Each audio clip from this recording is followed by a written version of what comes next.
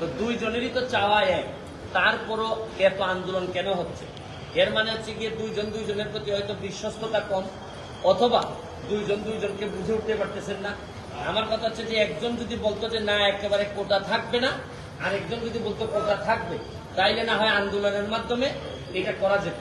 এখন প্রশ্ন হচ্ছে গিয়ে যে যারা প্রথমে আন্দোলন শুরু করছিলেন তাদের এই আন্দোলনকে অনেকেই আমরা যৌক্তিক মনে করছি, কিন্তু যখন এই আন্দোলনটাতে যখন রাজাকার স্লোগান চলে আসলো, যখন দেখা গেল যে সরকার বিরোধী দেশ বিরোধী কিছু মানুষও এই আন্দোলনের সাথে জড়াই গেছে, তখন তো আর সরকার বসে থাকতে পারে না। তখন মনে হয়েছে যে এই আন্দোলনটাকে একটা সরকার বিরোধী আন্দোলন, কোটা সংস্কারের আন্দোলন রেখে এটা একটা সরকার বিরোধী আন্দোলনের দিকে মনে হচ্ছে, এবং সরকার তাই মনে করতেছে, আমার এদের আচরণ দেখে মনে হইতেছে।